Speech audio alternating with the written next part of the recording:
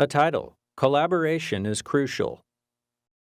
A disclaimer: the opinions, findings, conclusions, and recommendations expressed in this program are those of the speakers and do not necessarily reflect the views of the U.S. Department of Justice. This project was supported by the U.S. Department of Justice's Elder Justice Initiative and the Office on Violence Against Women. Portions of this program are protected by copyright. If you would like to copy, display in a public setting, adapt, or distribute this program, please contact elder.justice@usdoj.gov. Tara Patet, Prosecutor, City Attorney's Office, St. Paul, Minnesota.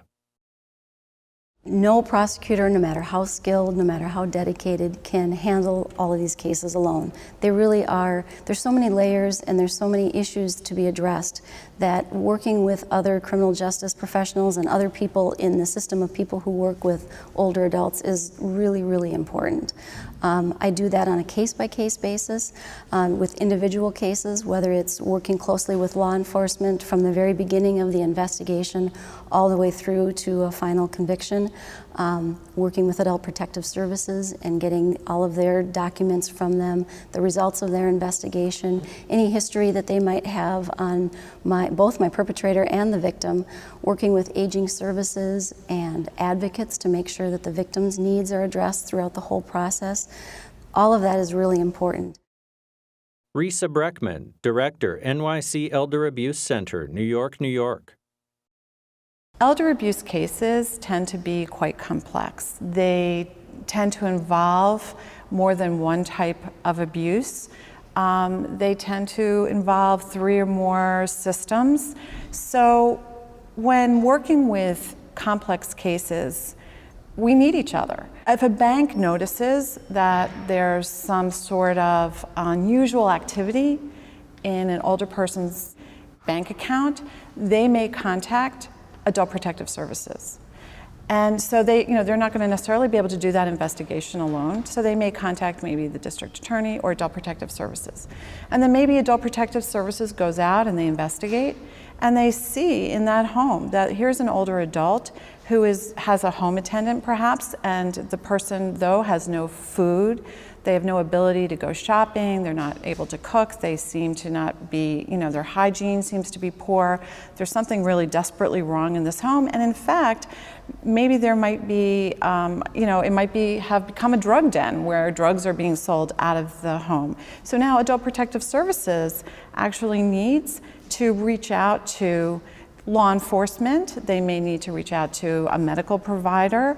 Perhaps this older adult needs to be rehoused while law enforcement is dealing with the drug dealers. Maybe they need temporary shelter. So all of a sudden, here's this situation that started with the bank detecting something and other systems and professionals in order to resolve it, in order to protect and provide safety and a quality of life and well-being for the older adult. All these other people need to become involved. Liz Lowy, former Chief of Elder Abuse Unit, Manhattan District Attorney's Office, New York, New York. If you're fortunate enough to handle cases with older victims, you can put together a team. You might even be able to do it without asking a million people for permission. You know about Adult Protective Services, hopefully. Hopefully you've done some training with some of the other folks in your office about the issue of elder abuse, perhaps, and maybe you've brought in Adult Protective Services to give a talk on what they do. Training's really important. But once you've made contacts within agencies like Adult Protective Services, the Department for the Aging, once you've made contacts with maybe a geriatric unit at a local hospital, once you've called up a few of the banks in your neighborhood where there's been exploitation going on, you've got the names. And if you haven't even met these people, you can find out who they are. Just do it. Get their phone numbers and their addresses and say you'd like to have a round table. Refreshments will be served. I find that if you have food, folks come. And you want to talk about the issue of elder abuse. Paige Ulray, Senior Deputy Prosecuting Attorney, Seattle, Washington. We had a meeting and we brought everyone together and we had about 40 people in the room and we went around the table and just talked about all the different issues we face in doing our jobs every day. And from that initial meeting, we created an Elder Abuse Council that continues to meet now 14 years later. We have no funding for it. It's just a matter of people coming together and talking about problems and building relationships and thereby improving how we respond to these cases collectively. So it's very doable, and I just want to encourage people to think about doing that in their own communities. Paul Greenwood, Deputy District Attorney, San Diego, California.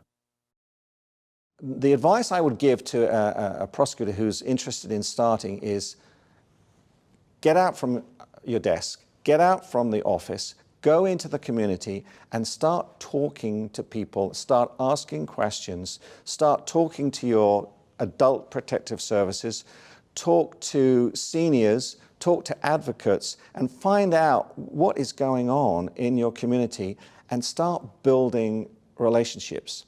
You know, prosecutors typically are not trained to be networkers. We are trained to be reactive. We get hired out of law school to become young prosecutors, and immediately on day one, you get spoon-fed a case. You never had to go look for that case. You get given it. Here's your drugs case, here's your burglary case, here's your robbery case, go prosecute it. But with elder abuse, it's a whole different ballgame. You're going to have to use your networking skills to create relationships, to actually go and look for cases. But they're out there, they're submerged, they're hidden because of who we're dealing with. We're dealing with victims who are too embarrassed, who are too ashamed.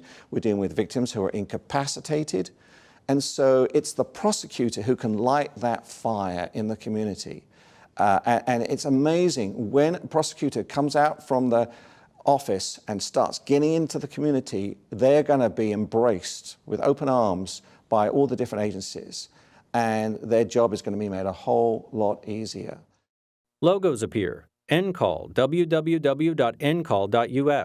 Terra Nova Films, terranova.org. Funded by the U.S. Department of Justice Elder Abuse Initiative and the Office on Violence Against Women, www.justice.gov/elderjustice.